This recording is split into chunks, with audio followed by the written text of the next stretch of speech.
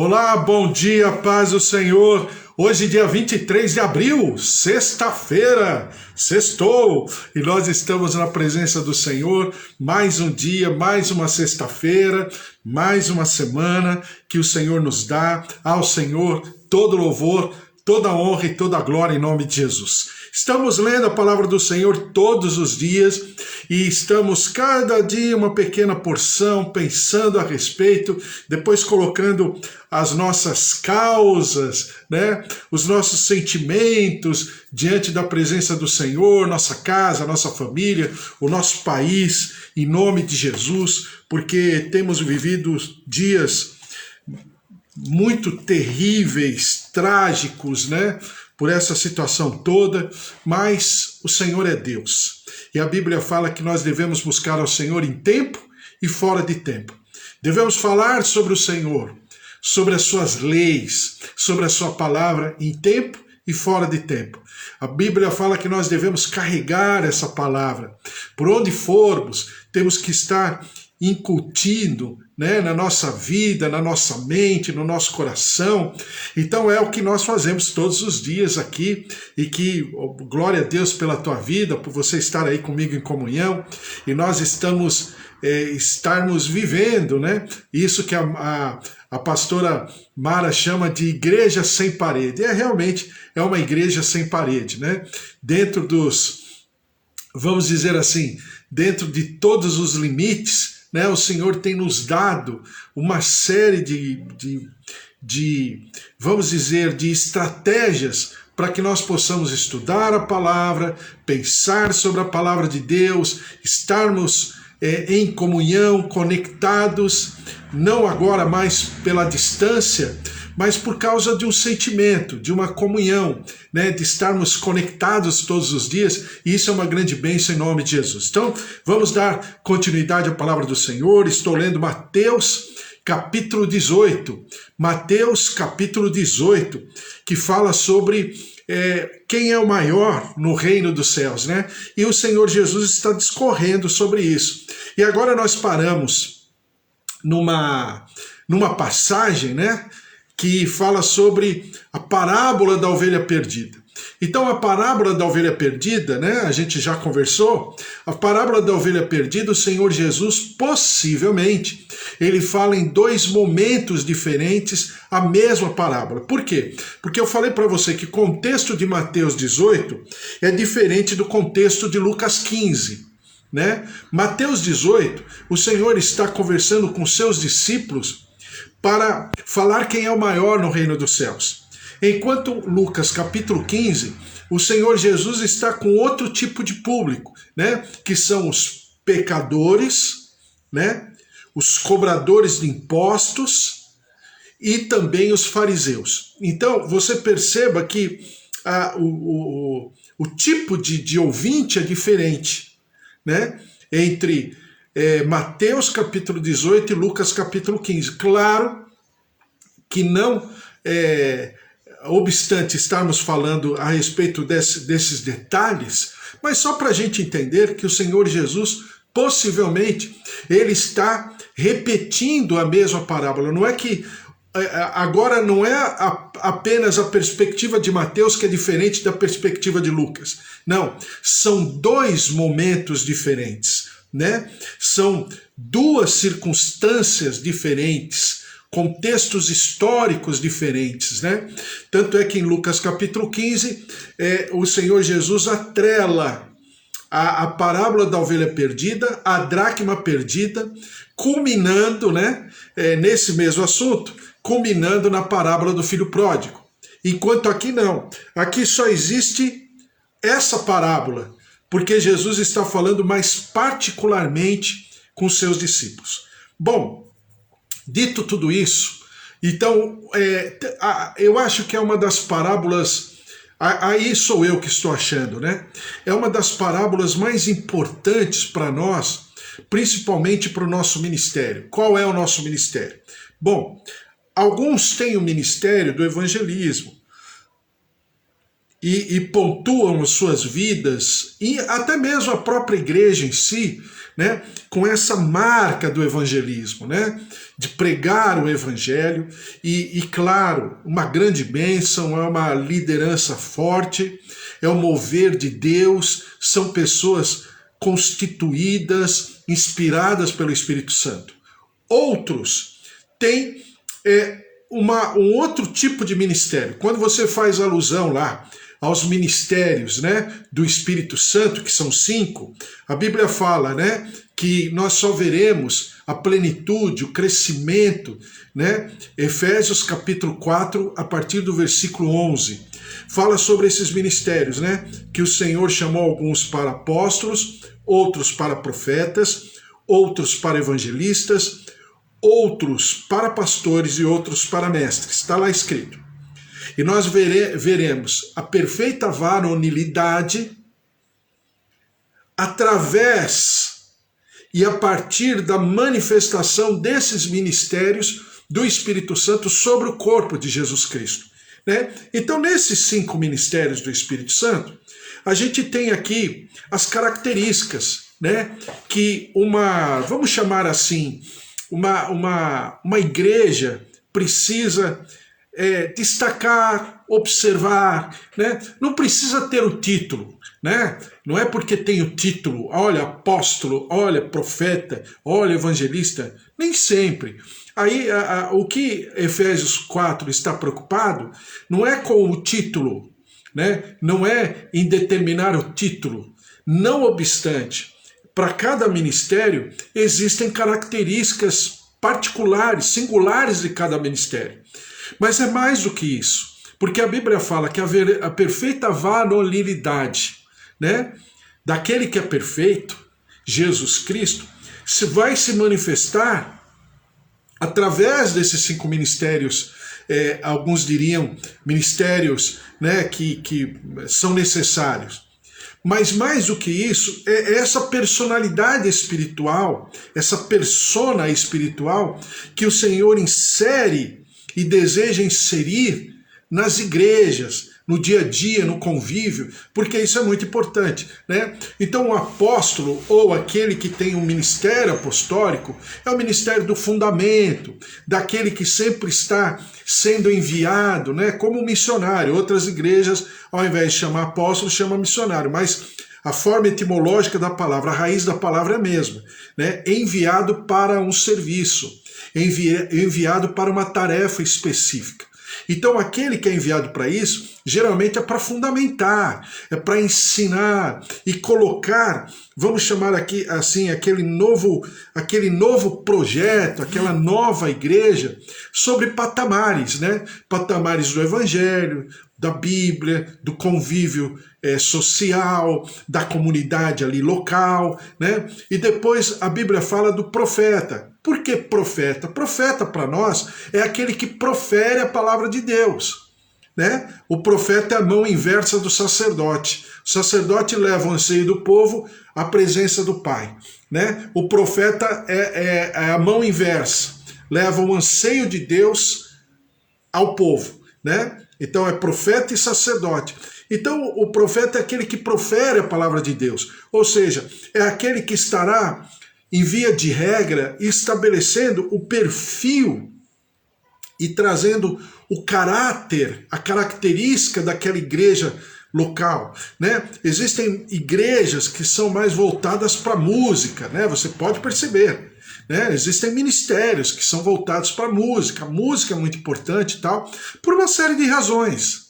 E nada contrário, não que diminua a pessoa ou o ministério porque não tem muito aquela capacidade, vamos dizer, do ensino, mas tem da música, glória a Deus, desde que consiga trabalhar isso de uma maneira boa, perfeita, agradável, não tem problema, né? Evangelismo, e como eu dizia agora há pouco, e aquele que tem do evangelismo, geralmente são os movimentos, né, que vão assim e fazem uma revolução naquela região, naquele bairro, maravilhoso. Depois você tem do evangelista, você vai para o pastor.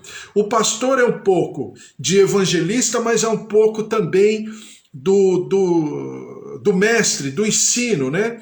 Ele está entre o evangelismo e entre o mestre, né? Que é aquele que arrebanha, que cuida, que ensina de um lado, mas também prega o evangelho numa condição muito especial. Então você tem o pastor e o mestre, claro, é aquele que trabalha bastante o ensino, a estrutura de uma igreja, ela precisa estar baseada sobre a palavra de Deus. Ainda que existam outros ministérios, o ensino é primordial, porque a sabedoria, o verdadeiro tesouro, vamos chamar a fé mais profunda, né? Eu já falei para você que existem níveis de fé, mas a fé mais profunda, a fé mais madura, mais consistente, que tem o seu alimento, né? Promovido de uma maneira boa, perfeita, agradável, claro, é o crer na palavra, nas promessas do Senhor, aprender a palavra. Então, dentro disso, existem os ministérios que estão compondo cada chamado e cada constituição conforme esses 5 ministérios do Espírito Santo. Então, dentro desses ministérios, existem aqueles que são para estarem produzindo, né, vamos chamar assim, essa visão pastoral, de cuidado, né? Então, eu creio que dentro desse nosso ministério, essa visão pastoral, ela é um ponto destacado pelo Senhor nas nossas vidas e nas nossas características. Por quê? Porque a Bíblia fala exatamente, eu estou me utilizando da parábola da ovelha perdida exatamente para nós pontuarmos isso de uma maneira muito consistente, muito didática, né? Por quê?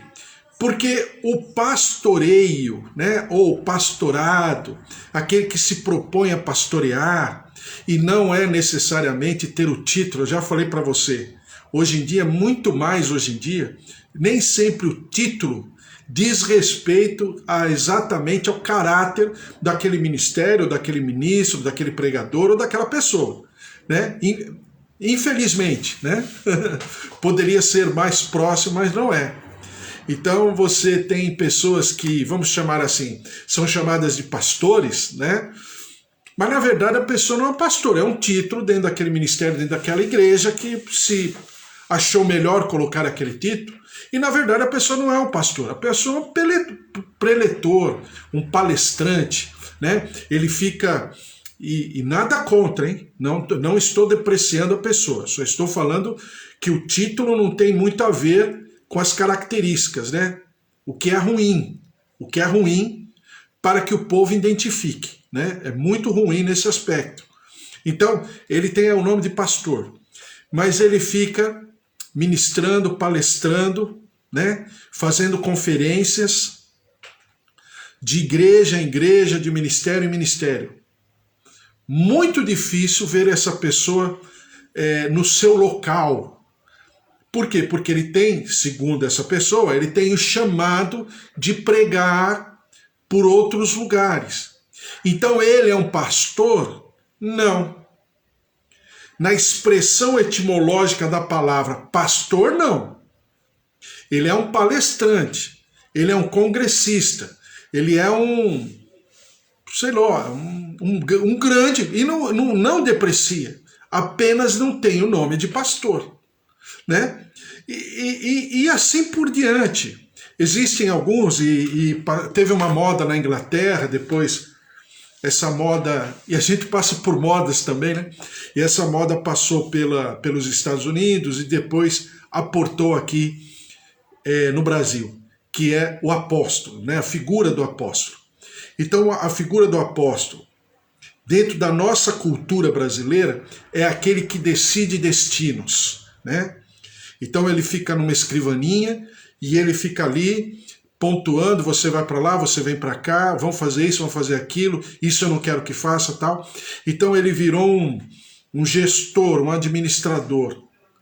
É um apóstolo dentro da forma, da raiz da palavra, da etimologia da palavra apóstolo, né? Não, porque apóstolo ele é enviado, ele não envia, né? Mas, enfim, mas existe isso. Então, às vezes isso confunde um pouco, né? Vai confundindo as pessoas de maneira didática. Então, é necessário ter o ensino? É necessário exatamente para que nós tenhamos, e aí não venha o escândalo.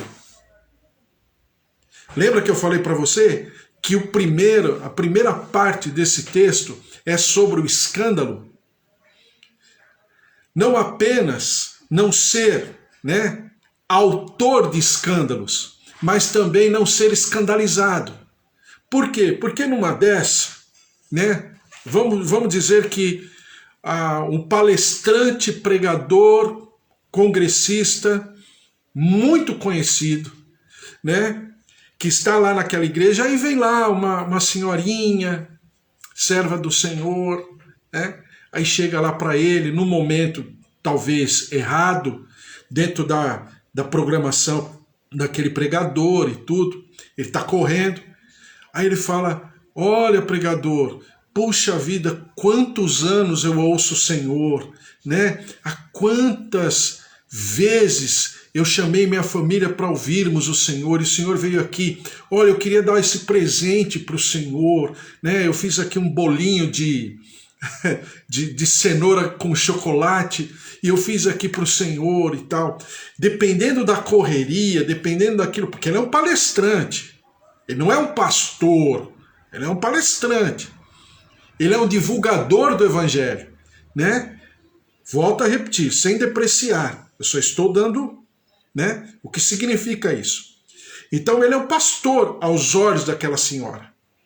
E aquela senhora vai com todo o coração e ele já fala, olha, desculpe minha senhora, ô irmã, que bom, aí geralmente o pessoal quer bater uma selfie, né? Vamos tirar uma selfie aqui, ô irmã, e você percebe no jeito daquela pessoa que aquela irmã, naquele momento, ela está atrapalhando todo aquele tempo, aquela coisa, porque ele foi lá, né? Ele foi lá para pregar, para ministrar algo maravilhoso que Deus colocou no coração dele. Então ele está, entre aspas, sem tempo.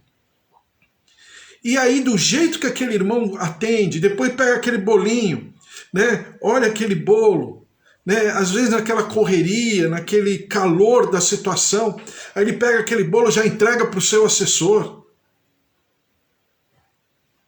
Aquela irmã, dependendo, né, da maturidade daquela irmã, aquela irmã vai ficar completamente escandalizada. Por quê? Porque na cabeça dela ele é um pastor, mas na verdade ele não é um pastor. Porque se fosse um pastor, não atenderia aquela irmã daquele jeito. Você está me entendendo? Então isso é muito ruim. Porque nós somos tendenciosos, tudo a gente quer colocar um nome, tudo a gente quer precificar, tudo a gente quer colocar uma placa. E no cotidiano, no dia a dia, nem sempre é assim. Deveria ser? Isso seria o mundo perfeito? Com certeza seria, mas não é.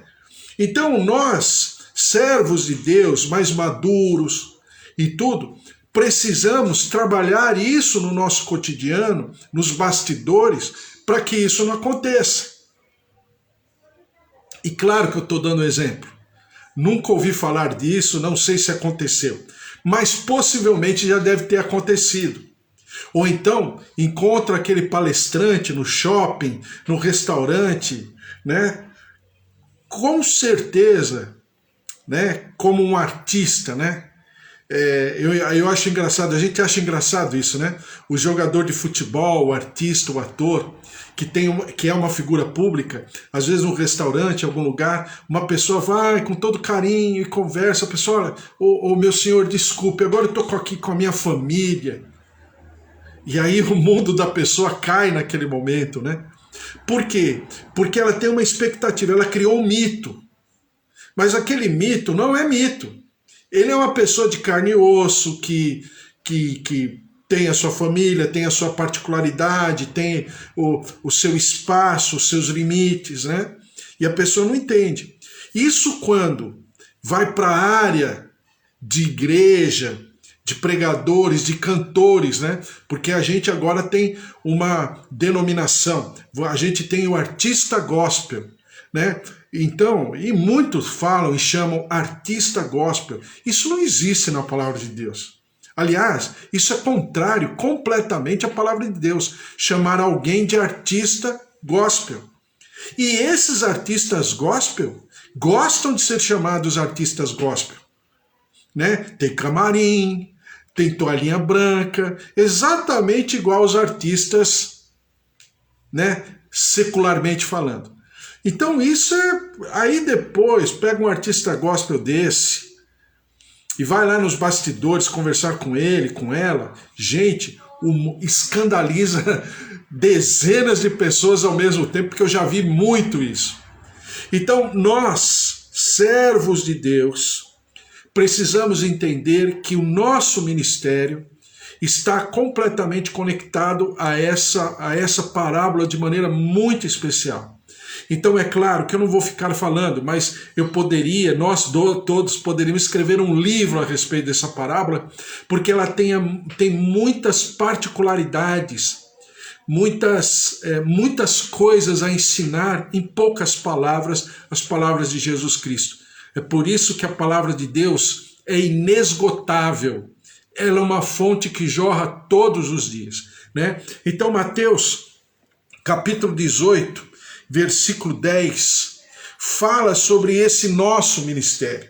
E eu quero pontuar isso, né? E desculpe eu tomar o tempo para falar a respeito, mas é importante para que nós entendamos qual é a característica do nosso ministério, como a pastora, né, a pastora Mara sempre fala, né? É uma igreja sem paredes, mas com uma consistência, um caráter, uma característica, né? São coisas que o Senhor dá a cada um de nós na sua plenitude, para então experimentarmos qual é a perfeita varonilidade, qual o tamanho de Jesus Cristo, em outras palavras. Mateus capítulo 18, versículo 10. Vede, não desprezeis a qualquer destes pequeninos, porque eu vos afirmo que os seus anjos nos céus veem incessantemente a face de meu Pai celeste. Primeiro, existe todo um movimento, toda uma dinâmica no mundo espiritual por causa desses pequeninos. Quem são os pequeninos? Eu já falei para você ontem, né? Só para lembrar da parábola, né? Do capítulo das parábolas. A Bíblia, ela se caracteriza, né? Por algumas particularidades. Então, Mateus 13 é o capítulo das parábolas, né? Porque são 6 parábolas falando. E o reino dos céus é semelhante a... E aí vem as parábolas, né? E a primeira parábola, que é a 7ª parábola, é a mais importante, né? Por que mais importante? Porque ela norteia todas as outras. E diz aqui, no versículo 20 do capítulo 13, o que foi semeado em solo rochoso, esse é o que ouve a palavra e a recebe logo com alegria. Mas não tem raiz em si mesmo, sendo antes de pouca duração, em lhe chegando a angústia, a perseguição, por causa da palavra logo se escandaliza. É exatamente esse texto, esse tipo de pessoa que nós fomos chamados para cuidar, para, desculpe o termo, gastarmos tempo. Não é fácil, mas é necessário, e eu vou explicar isso para você. Por que é necessário? Porque a Bíblia, ela é muito clara quando ela fala sobre a ovelha perdida, tá? Eu vou ler só o texto literalmente, não dará para eu falar tudo, mas amanhã eu termino. Que diz assim: porque o Filho do Homem veio salvar o que estava perdido. Qual o ministério de Jesus? Salvar o que estava perdido. Então vou perguntar de novo. Qual o ministério de Jesus? Salvar o que estava perdido. Vamos lá. Que vos parece? Se o homem tiver 100 ovelhas, então não é o pastor contratado, é o pastor que é pastor, mas ele também é proprietário da ovelha. É diferente do pastor contratado. O pastor contratado é aquele pastor, como já falou Jesus em outros momentos, que é o pastor que quando vem os lobos, aquele pastor, ó, perna para quem te quero. Por que aquele pastor perna para quem te quero? Para que aqueles lobos, quando vêm, eles vêm em matilhas. Quando eles vêm em matilhas, vêm em coletivo, eles vêm detonando. E a ovelha, no mundo animal, é uma presa fácil, porque ela não tem autodefesa. É um dos animais, né, durante toda a sua história de existência, é um dos animais mais limitados que existe. Para você ter uma ideia, a ovelha é comparada na Bíblia com o homem exatamente por causa disso. Porque o homem também é um ser vivo muito limitado, dependente e que só consegue sobreviver em coletivo. Então é exatamente o que acontece com a ovelha. Por isso a ovelha está tão próxima do homem de maneira parabólica, né? De maneira paralela àquilo que Deus ensina. Veja só, diz aqui: que vos parece, se um homem tiver 100 ovelhas e uma delas se extraviar, extraviar aqui, no grego, extraviar ou se perder, é uma situação clara, tá? Que no grego fica mais fácil de entender o que é. É alguém que conhece e por uma certa ignorância, ou até por um escândalo, ou até por um tropeço, a pessoa vai embora e ela se extravia. E Jesus está preocupado com esses pequeninos, ele chama de pequeninos. Olha só, diz aqui: não deixará ele nos montes as 99, indo procurar a que se extraviou? Então ele deixa as 99 nos montes, tá? Lucas 15, daí eu falar para você que existe uma diferença de público, né, que está ouvindo essa mesma parábola, mas dois públicos diferentes, porque lá em Lucas 15 é deserto e aqui é montes. Mas seja um ou seja outro, esse pastor, e aqui vem o paradoxo, que aqui começa. Porque quando a gente lê, principalmente quando a gente é criança, quando a gente lê como adulto, a gente tenta justificar, né? Porque é Jesus que está falando. Mas aqui começa o paradoxo. Que pastor é esse que larga as 99 nos montes, ou, em Lucas 15, no deserto, né? E vai atrás da outra? Sendo que a maioria, a esmagadora maioria das músicas que nós louvamos a respeito desse assunto, fala que a ovelha fica no aprisco, as 99 ficam no aprisco. Elas não ficam no aprisco, elas ficam no deserto, em Lucas 15. Ou elas ficam nos montes, Mateus capítulo 18. Ou seja, elas ficam soltas. Que pastor é esse? Inconsequente? Dono, proprietário, que em nome de uma ovelha perdida, larga as 99 no relento. Meu Deus, o que está acontecendo? Então, perceba que eu sempre falo para você, não é porque a palavra de Jesus é simples que ela seja de fácil entendimento. Por quê? Porque vai necessitar do quê? Da nossa meditação, do conhecimento da palavra de Deus, uma série de coisas. Então a palavra de Deus vai se compondo e vai nos ensinando. Então deixa aqui, ó. Deixará ele nos montes as 99, indo procurar a que se extraviou.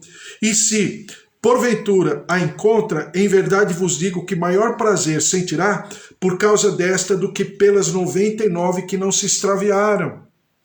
Assim, pois, não é da vontade de vosso Pai Celeste que pereça um só destes pequeninos. Gente, que texto maravilhoso.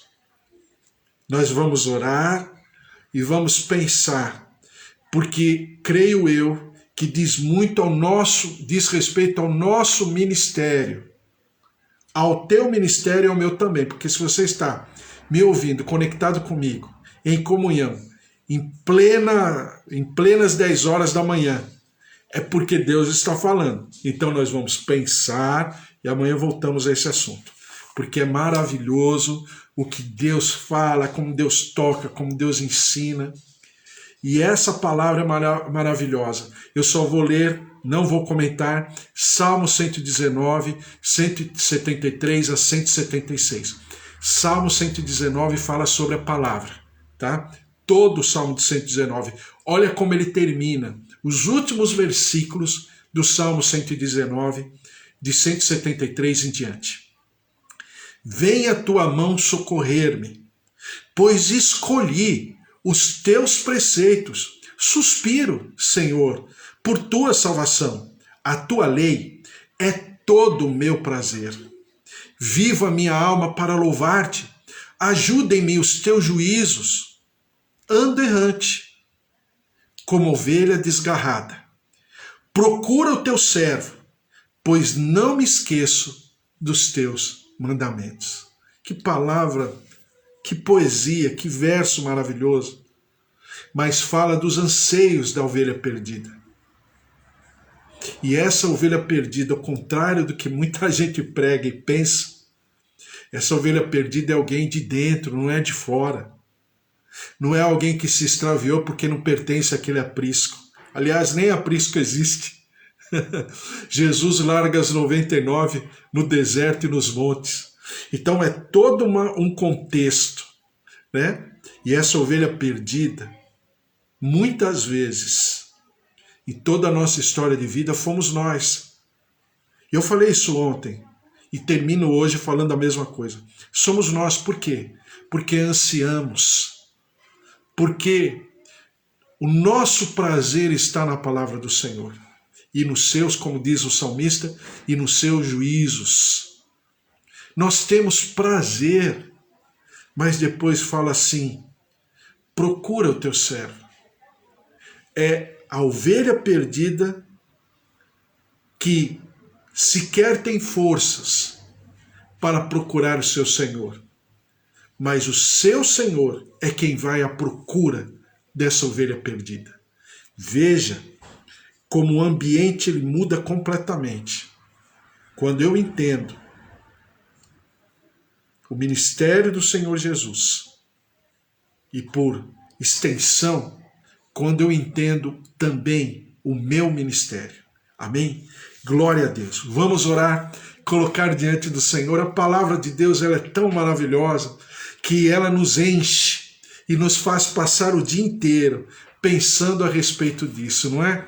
Glória a Deus. Vamos orar, colocar diante de Deus. Estão aqui as minhas tias, minha tia Rosália, minha tia Alzira, sempre orando pelo meu primo Alexandre, também a Amanda. Oi, Amanda! Amanda, Fábio, Julinha, Luquinha, toda a família, seu Antônio, desculpe, o Bispo Antônio, seu Antônio não, o Bispo Antônio, né, sua família, Suzy, Priscila, e representando todos os seus familiares, seu Mauro, Dona Elizabeth, o seu filho Gabriel, também os seus filhos e netos, e também o Sidney, o Sérgio, Suzy, Priscila, trabalhando, a glória, a presença, o poder de Deus sobre cada um, a Eva também, o Carlos, filhas, genros, netinho, a presença, o poder, João, Roseli, Ângela, estamos orando, né? A Clara está por ter o bebê chamada Júlia, né? Lá na Alemanha, glória a Deus, a presença, o poder de Deus se derramando, pastora Mara, seus filhos, né? Toda a sua casa, sua filha Milena, seu filho Ulisses, seu genro, sua nora, seus netinhos, em nome de Jesus, a presença, o poder de Deus se derramando sobre cada um, em nome de Jesus, Márcia, Fábio, Luiz Henrique, também o seu Toninho, Dona Nadir, o seu João, Dona Dária, toda a família, estamos orando e clamando. Ontem estavam aqui, né, a Ana Paula, que ficou mais de 40 dias na UTI com Covid-19. E a história da Ana Paula é maravilhosa, porque em tudo isso que ela sofreu, seus filhos e tudo, o Senhor lhe deu, né, vigor, o Senhor lhe curou. E ontem ela estava aqui ouvindo a ministração junto com vocês. Quem diria, 40 dias na UTI, não conseguia falar, não conseguia andar, não conseguia se movimentar. Os sentidos, os 5 sentidos estavam totalmente alterados. e o Senhor está lhe revigorando a cada dia. Esse é o nosso Deus. A Ele todo louvor, toda honra e toda glória. Senhor, move-te dos céus. Vamos orar. Senhor, em nome de Jesus, nós colocamos todos os nossos amados que estão passando pela Covid-19, ó Deus, em nome de Jesus, cada um deles. Na pessoa deles, a Dona Maria Helena, a pastora Nadir, que estão padecendo ainda, estão passando pela UTI, pelos equipamentos, pelos aparelhos. Senhor, toca, visita, cura, restaura, como todos os outros que o Senhor tem realizado, como nós mesmos que passamos pela Covid. Senhor, em nome de Jesus, derrama-te sobre cada um, curando, visitando, tocando, renovando, restaurando, ressuscitando.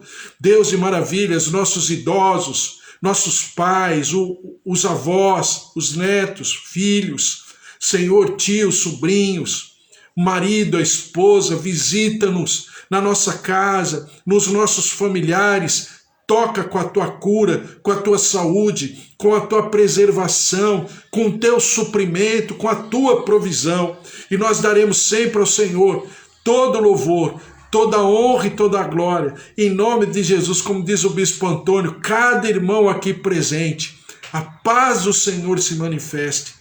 A tua cura, a tua saúde, ó Deus, o teu revigorar nos sentimentos, na alma, no emocional. Derrama-te, ó Deus, derrama-te sobre cada um que estamos aqui. Ó Senhor, nossas artérias, nossas veias, tendões, nervos, coração, fígado, rins, pulmões.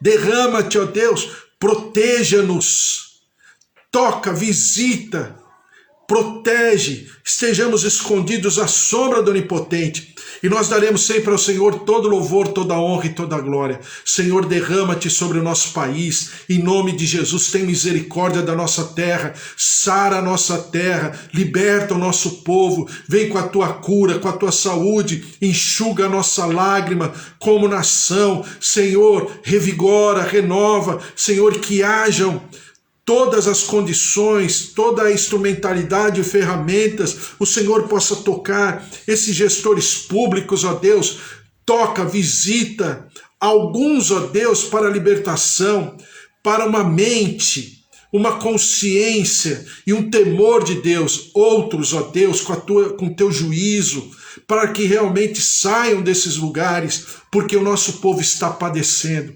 E nós daremos sempre ao Senhor todo louvor, toda honra e toda glória, porque o Senhor é Deus e a ti é dada toda honra e toda majestade em nome de Jesus. Amém. Amém. Glória a Deus. Que você tenha uma sexta-feira maravilhosa, um final de semana maravilhoso. Claro que eu estarei aqui amanhã, sábado, às 10 horas da manhã. Que você tenha uma sexta-feira muito especial de disposição, de atividade, de tarefa. Em tudo o Senhor lhe dê bom êxito. Em nome de Jesus, porque que o amor de Deus Pai, a vida vitoriosa em Jesus Cristo e as consolações do Espírito Santo da promessa estejam sobre a tua vida, a tua casa, a tua família, porque se Deus é por nós, quem será contra nós? Se o Senhor é o nosso pastor, de nada nós teremos falta. Um beijo para você, Deus abençoe. Amanhã tem mais gente conversando a respeito da palavra de Deus, porque é o que nos enche, é o que nos edifica, a nossa comunhão e a palavra de Deus. Um beijo, até amanhã, fica com Deus. Tchau, tchau.